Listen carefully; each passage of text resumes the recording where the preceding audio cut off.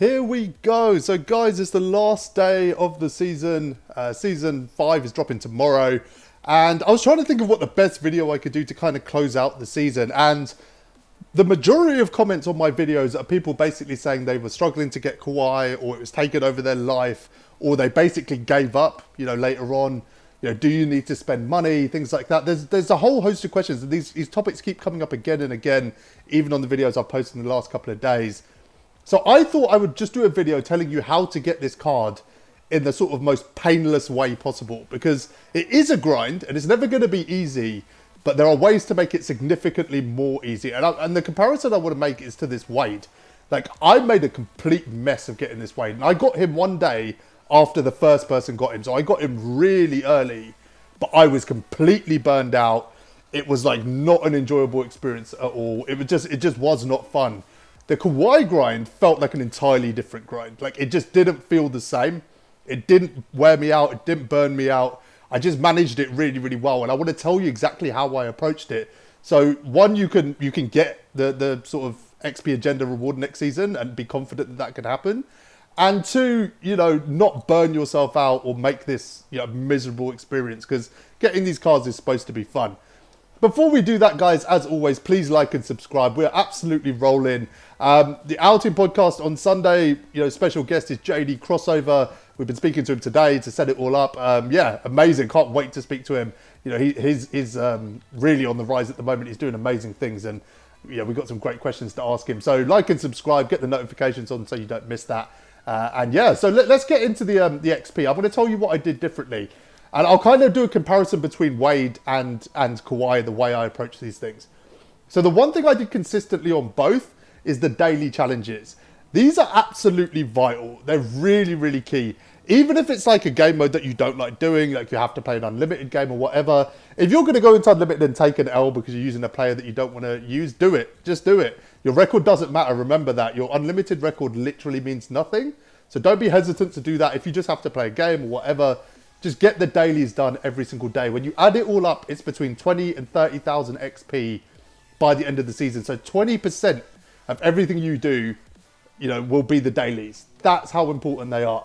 Now, the big change I made with Kawhi and Wade is I basically was just a lot more patient. So it took me probably an extra 5 days to get Kawhi, which isn't a huge gap. It's not a huge difference considering the completely different approaches and the completely different headspace I had throughout, right? It was just worth it to get him 5 days later. And there's nothing I really need him for urgently. Like I said, unless you're trying to go 12-0, 250k or whatever, there's no reason to get that card super, super early. So basically, the first time I was picking up, so as these sets were dropping, I was picking up those cards within a couple of days. I've always got a lot of MT, so I can do that. Whether I should do that is another question, right? So let's pretend I don't have 690,000 MT right now. I still should use the same strategy, even if I had 100,000 MT. So before, I would get these sets done. Like, I would be picking up, Jason Kidd, and I'd be picking up Bradley Beal, and I was picking up Mourning and Gasol, all of these cards. I'd pick all of them up, knock out their XP, sell it back. And then I was just losing huge amounts of MT, first of all. But secondly, I was going at such a pace for minimal MT that it was just way more effort than I ever needed to put in. Like, if you look at this one, this Jason Kidd, 600 XP. Like, it's just not worth it. You get into the later sets. Let's get into one of the later sets. I don't know what order these are in. There you go, Stockton. Look at the difference. Look at the difference. Brewer points, 800. Like, why would you buy a pink diamond at the time it was going for 300k for 600 XP when you could, pick up Corey Brewer and get 800 XP for him? So you can see here, all the high tiers, all the lock-ins, all of that stuff I avoided. I'd pick up the lower tier cards, but again, wait 3 or 4 days. That's when the drop-off, the big drop-off happens. The first day, the prices are just ridiculous. This Roten at one point, he's a Ruby, he was going for like 15k. Right now, the XP is still on. You could still do this XP today. He's going for like 900 MT. So 4 days is when it really goes off a cliff, I think. The first 3 days, it ticks down. It kind of halves each day. And then 4 or 5 days in, it just goes off a cliff. And that's when I start doing this kind of lower tier XP. Now, early in the season, again, I just won't bother because it's just not worth it. It's not even close to worth it. If you look at what I've got now, I've got 157,000 XP. And then they've released these moments challenges. There's probably, I mean, I don't know what there is, 4,000 XP in there. You know, other moments here, it's probably another 3,000 XP in there. There was never a reason for me to sort of spend 10k on a card to get like 300 XP. There's never going to be a reason to do that. So just wait. If those cards go off a cliff, like I said, if they're like 1,000 MT, then pick them up and knock it out. I mean, there's no harm in doing that, especially if you can combine the XP. But there's no point ever doing that. The only high tier cards I pick up is I will basically wait until a card drops to 100k or lower. So if you look, it's kind of funny because I've actually got Hakeem now, but I haven't done his XP because I literally picked him up because I wanted him in my squad. But if you look at some of the higher tier stuff, there's no higher tier ones there. Let's see one that I did that was relatively higher tier. I mean, Oscar, yeah, Oscar and Granger, both good examples. I waited until both these cards came down to about 100k and then picked them up. Again, when they dropped, they were going for silly, silly amounts. I know I've done Porzingis, I did Simmons, there's Cousins in there as well. You can see the higher tier, I just wait probably 2 weeks, like literally like 2 weeks, and then you'll pick them up. I picked up Porzingis like 4 or 5 days ago when I got this done. He was one of the final XPs I did because he literally dropped under 100k that day. So the pacing is really the difference, right? I'm going to talk about sort of combining XP in a second, but the pacing is the real key to what I'm trying to say. At the beginning, you only need to be doing 400 to 500 XP a day. Now, it feels like you're getting behind and it feels like it will feel like that. But look, really easily right now, if I'd played continuously for the last week, if I'd continued to stack XP for the last week once I got Kawhi, I would have ended up on 200k easily. So that slack is just there at the start. There's no point, like when the first packs drop, don't go chasing those cards. Just do the dailies for a few days. One, it gives you a break, especially off the back of the last season. But the real XP is going to kick in later. So I set this plan. This is the plan I had for this season. I'm going to do 1,000 XP on average each day for the first week, right?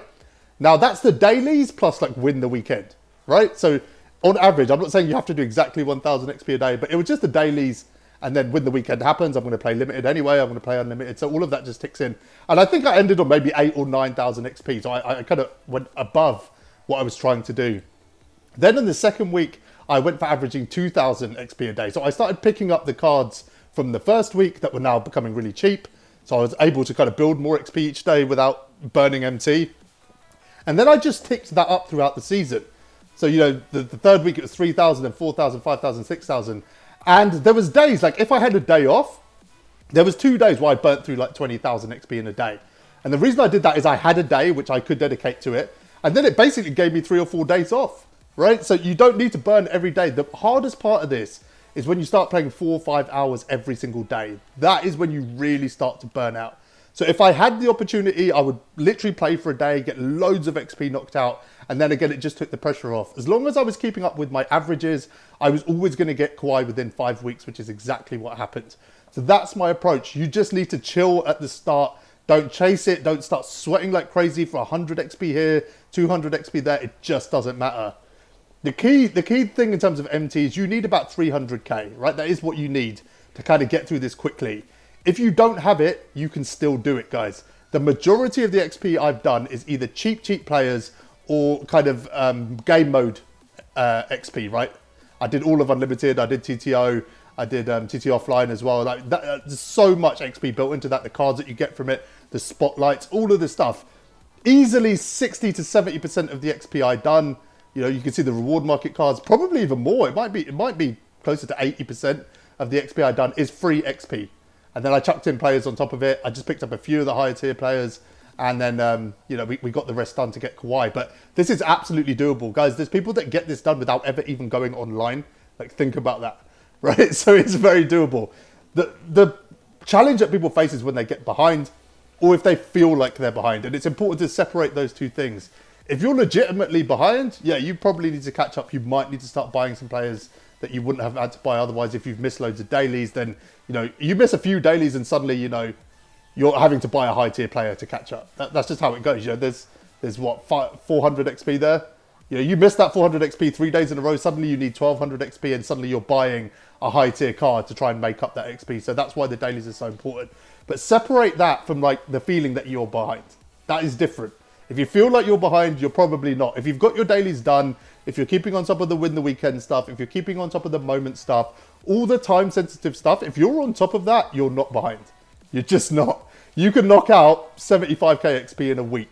So as long as you're keeping on top of the daily stuff, you're ahead. That's how you have to think of it, because you are ahead, because you haven't missed any XP. And then stacking XP is just super easy. So I'm going to tell you how I kind of approach the XP. This is how I do it. I do it, the 90% of it in these spotlights. It kind of kills two birds with one stone, right? So I'm knocking out the spotlights as I go. They're on pro, you know, they're really, really easy. None of these games are difficult. I mean, if you have to get steals and stuff, like the actual game can be easy, but in terms of getting the XP done, if you need to get threes, dunks, whatever, rebounds with the player, this is the perfect game mode to do it. It mixes, you know, the kind of triple threat offline with the full games, right? The 5-minute games, so you can get a good mixture of getting all the XP done. And then it's just about combining that XP into one game, right? You guys will know about this already, but you know, you look at my XP here. I haven't got anyone loaded in, but you know, all I would do, I'm sure Marion's there for the Evos, is I would have, you know, a point guard that needs assists. I would have a shooting guard that needs threes. I'd have a small forward that needs dunks, you know, a power forward that needs, you know, rebounds, and a center that needs blocks. And then I would just load the bench up with other players who need those things. And as soon as I finish one of these guys' XP, I would then load in another card, right? So you can take them out straight away. So you're never losing that kind of efficiency at every moment that you're playing. You're kind of generating XP. I mean, I think everyone's kind of familiar with kind of the concept of stacking XP. But again, it's a mistake that people make. Like, don't do individual game modes just to go and do XP. Like, you shouldn't be playing 30 games of triple threat offline just to do one player's XP. Play full games, mix it in with other players. Just make sure there's always at least 2 other players that you're doing their XP at the same time. But guys, it didn't feel overwhelming this season. And for a season that, like, personally, I was quite overwhelmed. Like, I had a lot going on, you know, with work and things like that. Like, it felt really, really manageable. And like I said, I compare it to the Wade grind, and it was 2 different worlds. And honestly, I think the Wade grind probably should have been easier. I think they were stingier with the XP earlier with Kawhi. But just because I gave myself an extra week, which is still a week early, right? I think I got him with like 8 or 9 days to go, by the way, this Kawhi. Like, it was early. It was worth it. It was just totally worth it to kind of balance it like that. So set yourself up for next season, right? This is what this is about. This is the biggest takeaway I got from this season, is how to manage the XP agenda. Set yourself up for next season, because we know that card's going to be OP. We know we're all going to win it. Even if that card doesn't look great, we know it's going to be great. Like, remember Blake? The card is going to be fantastic, and we're all going to try and get it. So just do it in a healthy way. Do it in a manageable way. Combine your XP. Make sure you're not burning your MT. But just set like clear goals about what kind of XP level you want to be at every day. Because if you don't have a goal, you don't know if you're ahead or behind. And our natural human instinct will tell us we're behind. And we'll start burning ourselves out for no reason. So that's my advice, guys. Enjoy next season. I hope if you have struggled this season with XP, that you have a much better time of it next season. Until next time, thanks for watching.